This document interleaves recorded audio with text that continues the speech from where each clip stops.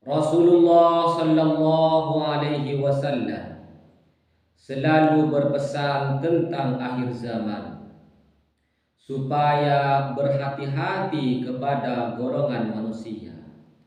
Rasulullah bersabda, "Ana min wairi dajjali akhwafu alaikum minad dajjali."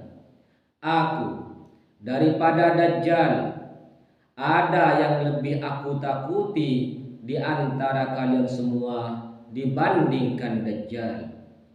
Faqila wa ma huwa ya Rasulullah. Para sahabat bertanya, siapa sebetulnya dia Rasulullah yang engkau lebih takuti daripada dajjal, yang lebih bahaya daripada dajjal? Faqala ulama usu'i. Maka Rasulullah menjawab, mereka adalah ulama su. Mereka adalah ulama yang su. Siapa sebetulnya ulama yang su itu? Kullun nasi alimul lisani jahilul qalbi. Mereka adalah semua manusia yang pandai lisannya, tetapi hatinya bodoh.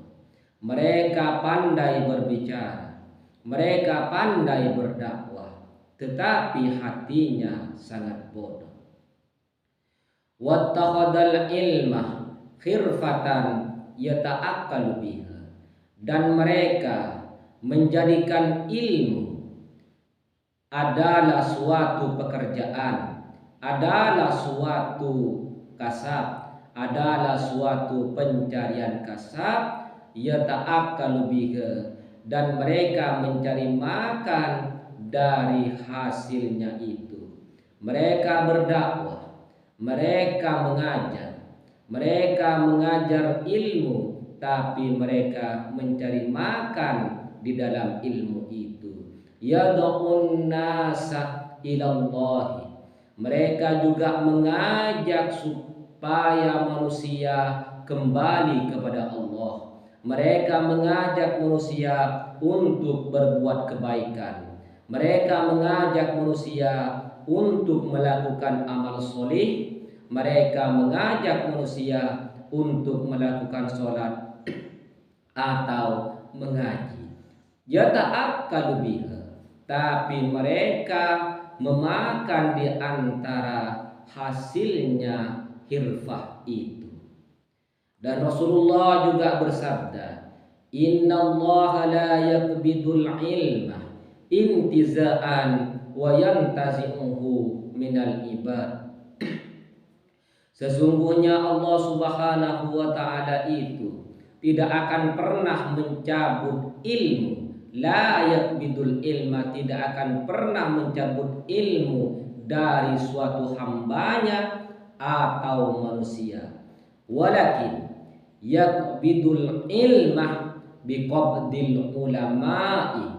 Tetapi Allah Subhanahu wa ta'ala mencabut ilmu dengan mematikan para ulama atau dengan mencabut para ulama, yakni tidak adanya ilmu Islam di muka bumi atau sirnanya atau kurangnya ilmu Islam di muka bumi disebabkan dicabutnya atau diangkatnya para ulama oleh Allah Subhanahu wa ta'ala.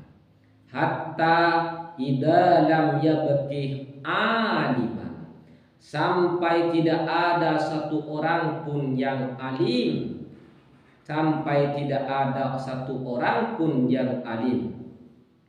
Dan terusan daripada hadis itu, wattakhadhan nasaru'usahum juhalan, dan daripada golongan manusia mereka mengangkat manusia yang bodoh-bodoh untuk dijadikan pemimpin. Dan mereka manusia mengangkat manusia atau memilih manusia yang bodoh-bodoh untuk dijadikan pemimpin. Fa su'ilu fa'tu biwairi ilmin, atau fa'aftu biwairi ilmin. Dan apabila pemimpin-pemimpin itu ditanya, maka mereka menjawab dengan lainnya ilmu. Mereka menjawab tidak dengan berlandasan ilmu syariat, tidak berlandasan ilmu Al-Quran, tidak berlandasan ilmu sunnah. Fadallu wa adallu, maka mereka kesemuanya kesasar atau sesat dan juga menyesatkan. Imam Al-Ghazali di perkiraan tahun 400-an Hijriyah, 1000 tahun dari sekarang, beliau selalu berpesan, khafu an ulama'i hadhihi zaman, takutlah kalian semua kepada ulama di zaman sekarang ini. Takutlah kalian semua kepada ulama di zamanku ini. Tapi di dalam sebagian riwayat, Imam Ghazali 1000 tahun yang dulu sudah berpesan, takutlah kalian semua kepada ulama di zamannya 1400 atau 400 Hijriah yang dulu sudah berpesan seperti itu. Maka apalagi sekarang, al-ulama, siapa sebetulnya ulama? Ada tingkatan para ulama. Al-fuqaha, orang-orang yang alim fikih juga dinamakan ulama. An-nuhat was-sarf, orang-orang yang alim ilmu nahwu atau ilmu sorof itu juga dinamakan ulama. Orang-orang yang pandai ilmu Al-Quran dan tafsir, mereka juga dinamakan ulama. Orang-orang yang ahli atau pintar di dalam hadis, mereka juga dinamakan ulama. Tetapi siapa sebetulnya al-ulama warasatul anbiya? Dia di dalam lafal al-ulama warasatul anbiya, dia adalah betul-betul ulama yang menjadi pewaris para nabi. Itu yang sangat sulit. Al-ulama warasatul anbiya, yang betul-betul ulama yang pewaris para nabi, itu yang sangat sulit. Siapa sebetulnya ulama warasatul anbiya?